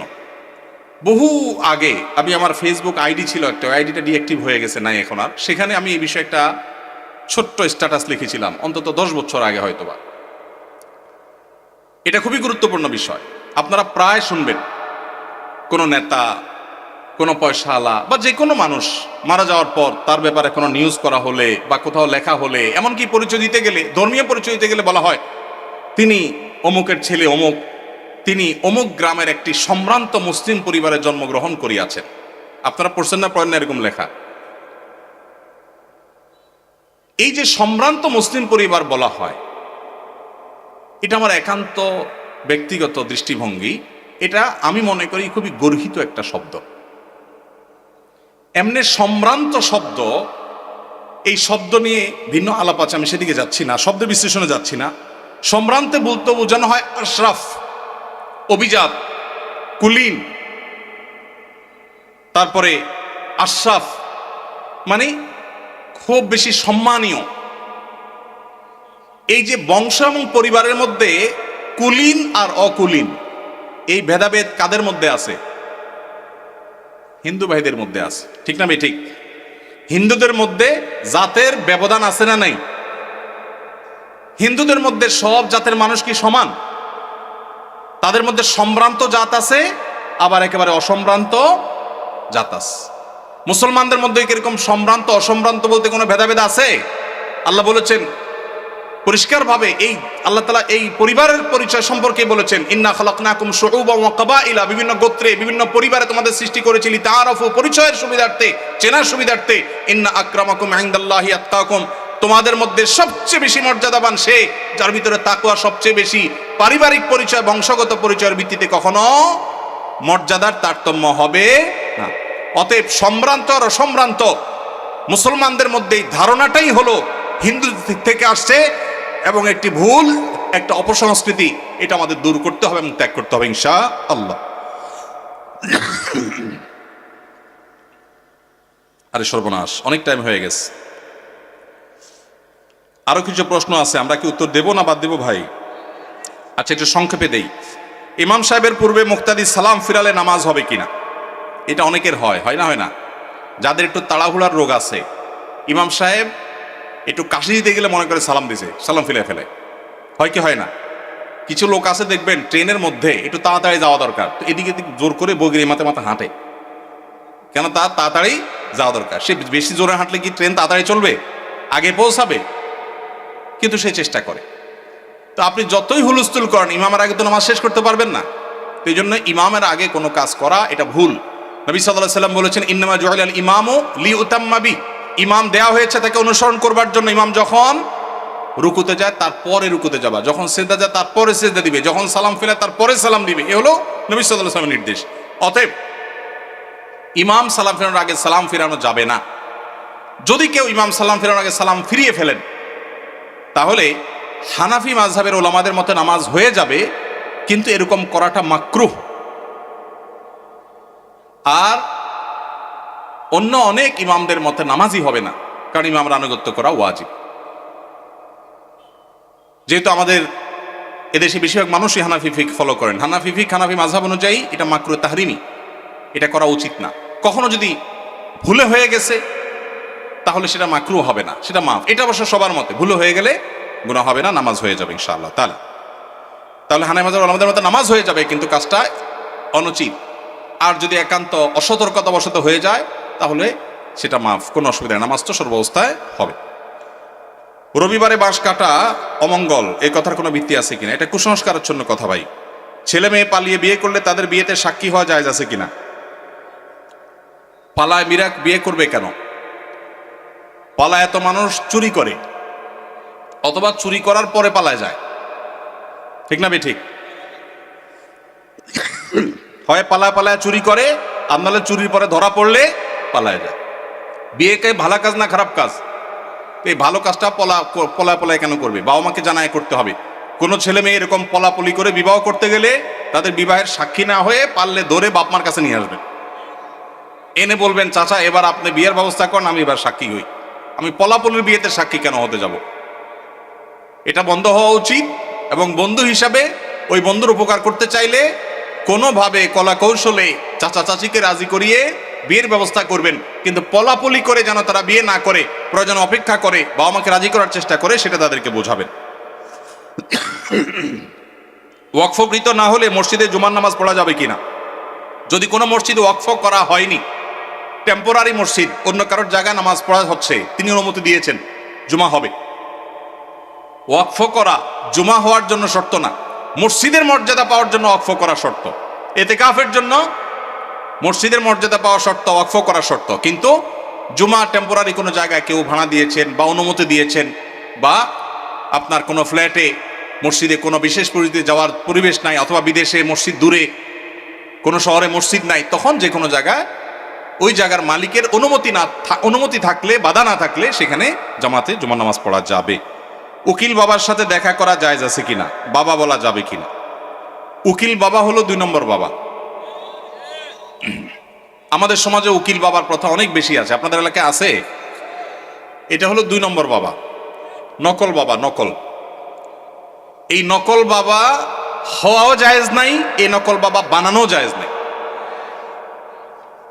ভাইরা আমার, বিয়ে শাদীতে আমাদের দেশে মনে করা হয় যে একজন উকিল বাবা লাগে, এরকম একটা ধারণা আছে না? নেই? মেয়ের ইজিন আনার জন্য গায়রে মাহরাম একজন উকিল বাবা হয়, অনেক সময় যায় অনুমতি আনে। এইভাবে উকিল বাবা বানানো পরিষ্কারভাবে হারাম, পরিষ্কারভাবে। মুরব্বীরা ভালো করে শুনে রাখেন, যারা যারা উকিল বাবা আছেন এই বাবাগিরি ছেড়ে দেন। বাংলাদেশে বাবার কোনো শেষ নাই। খাজা বাবা, উকিল বাবা, ন্যাংটা বাবা, কত বাবা আছে। আল্লাহ তাআলা এই সমস্ত নকল বাবা থেকে আমাদেরকে হেফাজত করুন। বিয়ে উপলক্ষে কোনো উকিল বাবা টাবা চলবে না। নিজের বাবা বেঁচে থাকলে সেই বাবা তিনি নিজের সন্তানের বিয়ে দিবেন, ব্যাস। মেয়ের অনুমতি বাবা আনতে যাবেন। জাজ্জল্যমান বাবা উপস্থিত, আগাগোড়া 5 হাতি বাবা আছে, এরপরও দেখা যায় আরেকজন উকিল বাবা সেজে সেখানে নাটক করতে যায় অনুমতি আনার জন্য। এই নাটক করা জায়েজ নাই, পরিষ্কারভাবে হারাম, পর্দাহীনতার কারণে। বিশেষ করে গায়রে মাহরাম কেউ যখন উকিল বাবা সাজে, ওই মেয়ে সারা জীবন তারে বাপ বাপ ডাকে, খানা খাওয়ায়। এটা আমাদের সামাজিক মানে একটা কুসংস্কার বলতে পারেন, এর সাথে ইসলামের কোনো সম্পর্ক। যুবকরা বিয়েতে কোনো উকিল বাবা যেন না থাকে। মুরব্বীরা যারা যার যার বিয়ের উকিল বাবা আছেন, আল্লাহর হস্তে বাবাগিরি ছেড়ে তওবা করে আল্লাহর কাছে চলে আসেন, চেষ্টা করবেন তো ইনশাআল্লাহ। এই উকিল বাবার নাম দিয়া পর্দাহীনতা 2 নম্বরই 1000টা জিনিস হয়। নিজের বাবারই খবর নাই, কিসের আবার উকিল বাবা? হ্যাঁ, উকিল বাবার লগে বলে ভাগছে কোন মেয়ে? আল্লাহ মাফ করুক আমাদেরকে। ওই যে বেশরিয়তি কাজ করলে তো একটা না একটা অঘটন ঘটবেই, এই জন্য এই সমস্ত অন্যায় কাজ করা যাবে না। জনাব, আমার ভাগ্নির একটা ছেলে ও মেয়ে, 3-4 বছরের বাচ্চা আছে। তার স্বামী ঝগড়া অবস্থায় তালাক শব্দ ব্যবহার করেছে। সবাই এই সংসার মিলায়া দিয়েছে 2 বছর পূর্বে। এখন আবার গত 20 দিন আগে 3 তালাক ঝগড়া অবস্থায় দিয়েছে। এখন তওবা পড়ে নেওয়া যাবে কিনা জানাবেন। তালাক হলে মসজিদে হারামের শেখ সুদাইস সহ অন্য যত ইমাম সাহেবরা আছেন, ওনারা সবাই যদি এনে ওনাদেরকে আনানো হয়, ওনারা আসার পরও যদি জামাই বউকে তওবা পড়ায় দেয়, তারপরও সে বিয়ে টিকবে না। এই মাসআলাতে পৃথিবীর কোনো আলেমের কোনো ভিন্ন মত নাই। তালাক যদি হয়ে যায় তওবা দিয়া সেটা কখনো রিকভার হয় না। এটা হলো ছুরি মারার মতো, দিলাম ছুরি মেরে, এরপরে তওবা করলাম, সরি বললাম, জিব্বা কামড়াইলাম, ইমাম সাহেব এসে আমার তওবা পড়াইলো, উনি তো জীবিত হয়ে যাবে না? হবে? সালাতুন জিদ্দুহুন্না জিদ্দুন ওয়া হাজলুহুন্না জিদ্দুন। আমার অনেক দিনের একটা শখ, তালাক নিয়ে একটা ওয়াজ করব, 2 ঘন্টার একটা ওয়াজ করব, কারণ এদেশে ঘরে ঘরে চুন থেকে নুন খসলেই তালাক দিয়ে দেয়। এরা হলো ছোট লোক। এরা কোন লোক? কথায় কথায় যারা স্ত্রীকে তালাকের কথা বলে, এই পুরুষগুলো হলো ছোট লোক। মহিলাদের খুশি হওয়ার কারণ নাই। কথায় কথা যে মহিলা বলে আর করবো না তোমার সংসার, বাবা বাড়ি চলে যাব, এরাও ছোট লোক। আল্লাহ তাআলা আমাদেরকে এই ছোট লোক থেকে বাঁচার তৌফিক নাসিব করুন। নির্লজ্জের মতো কিছু হলে তালাকের কথা বলে। আমি এই ঘটনা বহু জায়গায় বলছি। আমার এক হুজুর ছিলেন, তালাকের মাসালা জিজ্ঞেস করতে আসলে আগে ধরে কষায়া পিটা দিতেন, এরপরে মাসালা দিতেন। এখন এই মাসালা যার জন্য জিজ্ঞাসা করছেন, এই আমলটা আমি করতে পারতাম তো। আসেনি এখানে আসামি? আসেনি? ভাইগা গেছে? আসামি বলে ভাগছে প্রশ্ন দিয়া। ভাইরা আমার, চুন থেকে নুন খসলে তালাক দেওয়া জঘন্য অপরাধ, খুবই খারাপ অভ্যাস। যুবক ভাইরা, বউয়ের সাথে ঝগড়া লাগলে আমি বলি পারলে একটা চিমটি দিয়েন, একটা ধাক্কা দিয়ে দিয়েন, আল্লাহর রাস্তায় তালাক দিয়েন না। চিমটি ধাক্কা যদি বেশি দেন, ব্যথা বেশি পায়, আপনার বিচার করা যাবে, এটার একটা রিকভার করা যাবে, তবা টবায় কাজ হবে। কিন্তু তালাক দিয়া বসছেন, তবায় কাজ হবে না। এই মাসআলায় তাদের সংসার করা না করার বিষয়ে এলাকার বড় আলেম বা বড় মাদ্রাসা গিয়ে কি ঘটছে পুরো বিস্তারিত জেনে তারপর উত্তর নেবেন। কারণ কোনো বিশেষ কেস নিয়ে আমরা প্রশ্নোত্তর এরকম সেশনে উত্তর দেই না যে হ্যাঁ আর সংসার নাই বা আছে। কারণ তালাকের মাসআলায় ভাবে উত্তর দেওয়া যায় না, পুরো ডিটেল জানতে হয়। এটা কোনো আলেম বা কোনো দারুল ইফতায় গিয়ে কোনো ফতোয়া গিয়ে জেনেও তারপরে সেটা অনুযায়ী সমাধান করবেন। কিন্তু এইটুকু জেনে রাখেন, তালাক যদি হয়ে যায়, তওবা পড়ায় কোনোদিন তালাক টিকানো, সংসার টিকানো যায় না। এই জন্য তালাক দিতে সাবধান। কখনো মুখ দিয়া, মুখ ফসকের আগের চোটে তালাক দিবেন না। তালাক দিতে হলে ঠান্ডা মাথায় পরামর্শ করে ডিসিশন নিয়ে তারপরে সামনে আগাবেন। আল্লাহ আমাদেরকে তৌফিক দান করুন। তালাক চক্র কি আবার? এটা আবার কোন চক্র? তালাক দিয়ে টাকা খায় মানে? ও, ছেলে তালাক দিলে কাবিনের টাকা কে দিবে? ও, মেয়ে পক্ষ তালাক নেয় টাকার লোভে? বা ভালো ব্যবসা দেখা গেছে। ব্যবসার আইডিয়ার জন্য পৃথিবীবাসী বাঙালি কাছে আসা উচিত। বাপরে বাপ, কি মাথা! যে সমস্ত মেয়ের বাবারা মোটা অঙ্কের মোহর ধার্য করেন এই ধান্দায়, এরা নিকৃষ্ট বাবা। এই নিকৃষ্ট বাবাদের কপালে কখনো দুঃখ ছাড়া সুখ আসবে না। অনেক বাবা আছেন মোহর ধরেন 10 লাখ 20 লাখ, কেন? যাতে না ছুটে। এ ভাই, টাকা বেশি ধরলে কি বিয়ে বেশি টিকবে? মুরব্বী যারা আছেন খবর নেন, অল্প স্বল্প মোহরের টাকা ছিল, কিন্তু বিয়ে মাশাআল্লাহ এখনো টিকে আছে। আর যুবক 10 লাখ 20 লাখ মোহরের টাকা ফুটুস ফুটুস করে ভাঙে। ঠিক না ভাই? ঠিক। বাবাজির মোহরের টাকা কত ধরা হয়েছিল? বাবাজি, আপনার মোহর কত ধার্য হয়েছিল? 2 লাখ। কত আগে বিয়ে করছেন আপনি? হ্যাঁ, 89 সনে। আপনি কি বড় লোকের ছেলে নাকি? সাধারণ মানুষ? আচ্ছা, সত্য সত্য বলেন, 2 লাখ কে দিছিলেন? চাচিরে দিছিলেন আপনি? সবর সবর সবর। দিছিলেন? সম্পদ দিছেন? 2 লাখ হবে সেটা? আলহামদুলিল্লাহ, তাহলে তো দিছেনই। আপনারা এতক্ষণ ঠিক ঠিক বলে তো লাভ হলো না। মুরব্বী তো ঠিকই দিচ্ছেন মাশাআল্লাহ। 2 লাখের সম্পদ দিয়ে দিচ্ছেন চাচিরে, ওইটা আবার ফেরত ফেরত নেন নাই তো? নেওয়ার কোনো দান্দা টান্দা নাই তো? আলহামদুলিল্লাহ। হ্যাঁ, কার 2000? চাচা একটু দাঁড়ান তো বাবা, একটু দাঁড়ান, একটু দাঁড়ান। নারায়ে তাকবীর। বাবাজির মোহর কত ছিল? 2000 কত আগে বাবা? হ্যাঁ হ্যাঁ, কত আনুমানিক? 60 বছরের 2000 তো এখন 20 লাখ টাকার সমান মনে হয়। ওই টাকা কি সে আমলে শোধ করছেন না এখনকার আমলে এসে শোধ করছেন? হ্যাঁ, দিয়া ফেলাইছেন তখনই? তাহলে আস্তে আস্তে দিছেন, আলহামদুলিল্লাহ। এটা একটা দৃষ্টান্ত উজ্জ্বল, মাশাআল্লাহ। তো 2000 টাকার বিয়ে টিকছে তো? আছে তো চাচি? আছে তো? চাচি বেঁচে আছে? মারা গেছেন? আলহামদুলিল্লাহ, বিয়ে টিকছে, আল্লাহ চাচিকে দুনিয়া থেকে নিয়ে গেছেন, আল্লাহ তাকে জান্নাতুল ফেরদৌস নসিব করুন। মেয়ের বাবারা যারা মনে করেন বড় অঙ্কের মহর ধার্য করলে বিয়ে টিকবে, এটা একটা নষ্ট চিন্তা। শুরুতেই যদি বিয়ে ভাঙার চিন্তা করেন, এখানে বরকত কোত্থেকে আসবে? ইন্না আযমান নিকাহি বারাকাতান আইসারুহা মাউনাতান, যে বিয়েতে সবচেয়ে মহর কম থাকে সেটা বেশি বরকতময় হয়। এই জন্য 10 লাখ 20 লাখের ভিতরে বরকত নাই। হ্যাঁ, কারণ আল্লাহ তাআলা সামর্থ্য দিয়েছে অনেক, সে 10 লাখ কেন 10 কোটি দিল ভিন্ন কথা। সামর্থ্য নাই, ছেলে বেতন পায় 10,000, মহর ধরছেন 10 লাখ টাকা, এটা ফায়জলামতি ছাড়া আর কিছু হতে পারে না। তো এই বিয়ে বাণিজ্য তালাকের বাণিজ্য করবেন না। আল্লাহ আমাদের সবাইকে বুঝার তৌফিক নসিব করুন। ভাইরা আমার, রাত হয়েছে, আমরা আর কথা বাড়াতে চাই না। যে বাকি প্রশ্নগুলো আছে সেগুলো প্রশ্ন উত্তর ইনশাআল্লাহ আমরা অন্য কোনো মজলিসে দেওয়ার চেষ্টা করব। আজকের এই ঢুলিপাড়া ঐক্য পরিষদের যে মাহফিলে যে আলোচনাগুলো আমরা শুনলাম, আল্লাহ তাআলা আমাদের সবাইকে সে আলোচনা অনুযায়ী আমল করার তৌফিক দান করুন, বলুন আমিন। আল্লাহ তাআলা আমাদের সবাইকে এই মাহফিল থেকে দ্বীন এবং ঈমানের শিক্ষা নিয়ে যাওয়ার তৌফিক দান করুন। ভাইরা আমার, আর অনেকগুলো প্রশ্ন আপনাদের আছে, কিন্তু আসলে সময় আর সায় দিচ্ছে না, অনেক রাত হয়েছে।